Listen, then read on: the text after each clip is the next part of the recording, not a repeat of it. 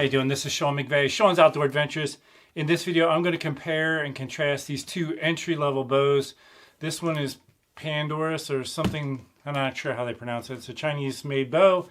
This is the Sanlita Dragon X6. They're very similar. This one goes, I believe it's 15 to 29 pound pull. This is 15 to 30 pound pull. Both do a 19 to 28 inch draw length. The Sanlita is priced at $99 and some change. This is at $129. Both claim to do 260 feet per second. Let's open these boxes up and take a look at these bows to compare and contrast and see which one you might want to buy. If you're in the market for getting something for a kid, I would recommend this for a child or youth. I would not recommend these for hunting. If you're going to do hunting, I would get something that goes higher in draw weight. And there you have it. Let's get these boxes open. I will say right out of the gate, the Pandarus is this sort of a blank box. Sanlita kind of has their company name on the box. Let's get these things open.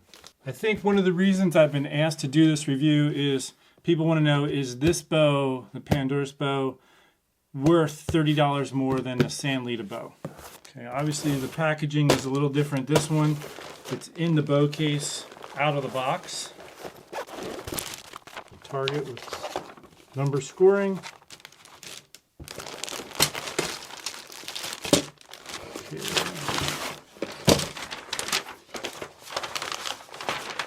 Okay, so the Sanlita has more of a, target archery tournament style size target.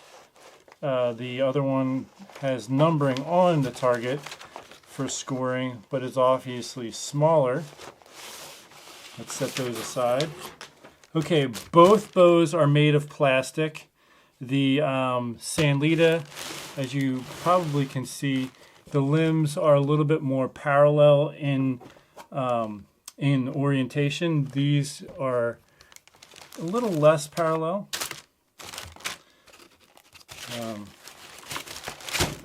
This sticker on the grip is coming off on this one here, right out of the box. Let me just try pushing that back on. That's something you can glue back on, but both bows, I'm looking at them, they are made completely of plastic. Let me zoom in for you. So even the cams are plastic.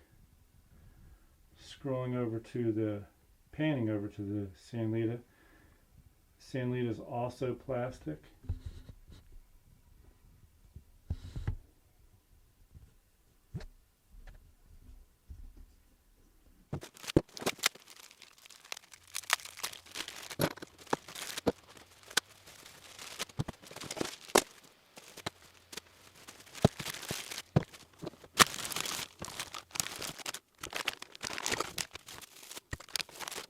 Okay, I've assembled the bows. I just want to go over what the differences are, what you get. So the Sanlita bow versus the Pandarus bow.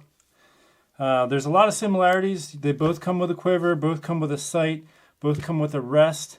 They both have a stabilizer. This one has a wrist sling. This one does not. They both come with a dozen arrows. The arrows are a bit different between the two. So the Sanlita, which is this one over here, the black and white fletch. The Sanlita arrow is definitely more robust. It's a little bit stiffer. Like this one is very flimsy and flexible. I would say that the Sanlita arrow is probably going to hold up a little bit better. It's just a more durable arrow. And let's continue on. I'm going to flip these over and show you the rests and the sights because there are some differences here. So the rest on the Sanlita is more of what they traditionally called them hostage style rest. There's open air and 3 touch points, so the fletching can pass through these open air spots without rubbing against bristles. This style over on this one is what they call a whisker biscuit, and your fletchings go through the bristles, which do slow down the arrow a little bit.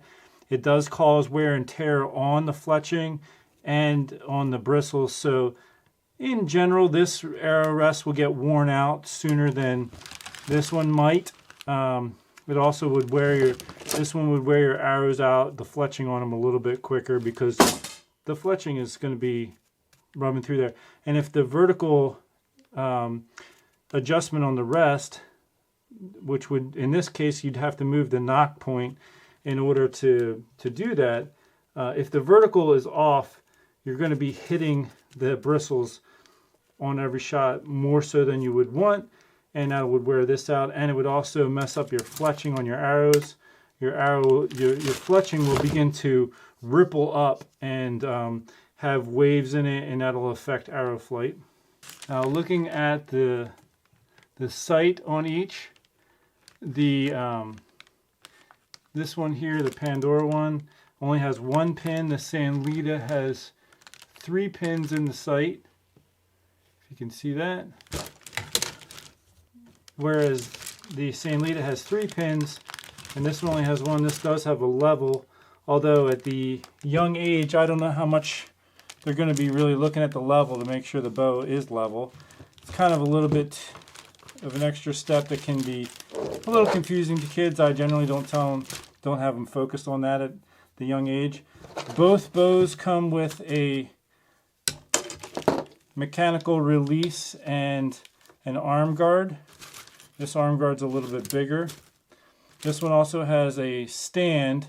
However, when the quivers are in the arrow, the quiver on the bow, you may not be able to use it. Now, the way they have this quiver depicted, they have the top part mounted.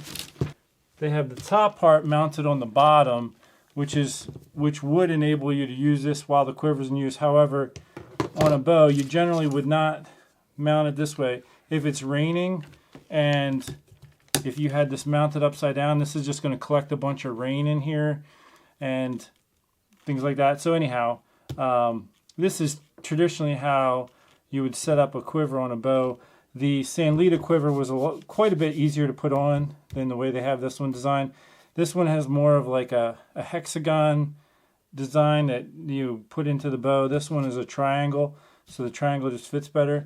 When I was screwing on the stabilizers, this one just kept screwing indefinitely, so to me that's there's a metal sleeve in there that's just not secured properly, and so that one you can't actually tighten that any more than it is. This one is rock solid tight on the Sanlita one. I think the Sanlita, the cam is a little bit more rounded than this one, and so the Sanlita probably is a touch more smooth in the draw cycle. In addition to the bow case that this one has, there is some string wax and an arrow puller, and like I said, both bows come with Allen wrenches for making all the adjustments you need to. Okay, so that's a basic overview of these 2 bows. I can see why this one costs more. You do get a few extra things like the case and some of the wax, stuff like that.